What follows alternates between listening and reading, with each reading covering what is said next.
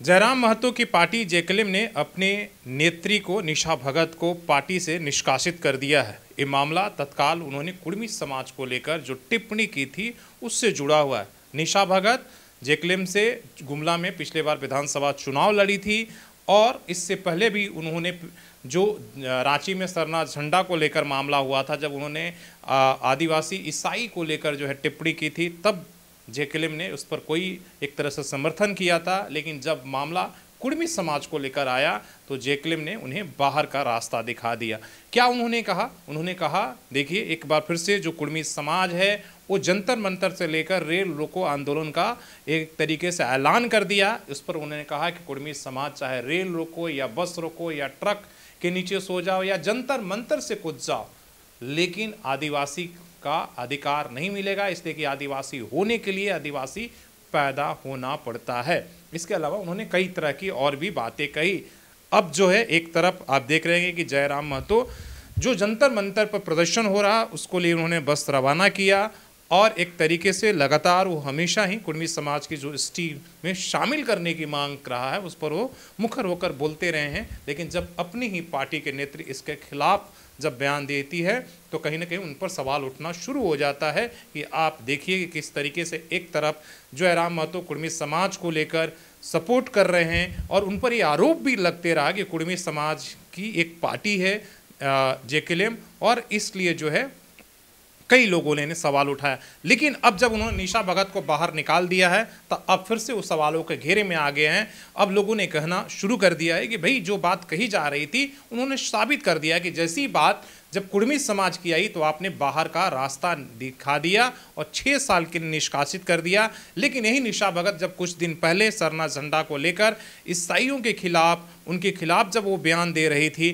तब आपने ऐसा कोई भी, बल्कि उनकी टिप्पणी को आपने समर्थन किया, ऐसा कहा जा रहा है। लेकिन सबसे पहले हम वो जो लेटर उनके बाहर निकालने के लिए जेकेएम ने जारी किया उसको आपको बताते हैं कि क्या कुछ लिखा गया है। लिखा गया है इसमें कि ये आदेश महोदया, ये आदेश द्वारा सूचित किया जाता है कि हमारी पार्टी का मूल्य उद्देश्य सभी समाज, लिंग, धर्म, संप्रदाय एवं जातियों की समान और समानता की रक्षा करना है। किंतु हाल ही में विभिन्न मीडिया एवं सोशल मीडिया चैनलों पर आपके द्वारा दिए गए कुर्मी समुदाय के संबंध में असत्य, भ्रामक एवं अनुचित बयानों की जानकारी प्राप्त हुई है। आपका ये आचरण पार्टी के नीतियों, सिद्धांतों एवं अनुशासन के प्रतिकूल है और इससे पार्टी की छवि को गंभीर क्षति पहुंची हुई है और इसलिए समाज में भ्रांति और विभाजनकारी वातावरण उत्पन्न हुआ है। वक्तव्य किसी भी स्थिति में स्वीकार्य नहीं है जो आपने बयान दिया, जैसा हमने आपको बताया एक लाइन की।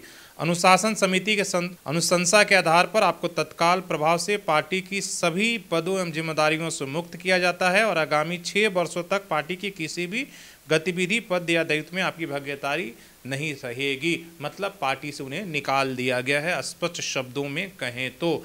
अब निशा भगत का इस पर क्या रिएक्शन होगा, आप किस तरीके से देखते हैं?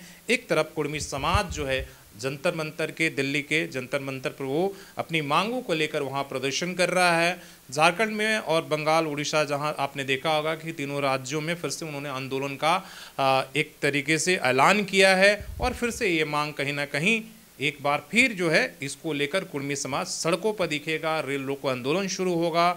अब लेकिन जो इस बयान को लेकर तमाम वैसे लोग जो है लगातार जो इस जब भी कुर्मी समाज अपनी एसटी की मांगों को लेकर आपको पता है कि सड़क पर उतरता है तो वैसे कई ऐसे आदिवासी समुदाय के इंटेलेक्चुअल हैं जो इसके खिलाफ वो भी लगातार बयान देते रहते हैं, जिसमें निशा भगत का पहले नाम शामिल हो गया। और ये ज़्यादा चर्चा इसलिए है कि वो जेकेएम से है, जयराम महतो की पार्टी से हैं।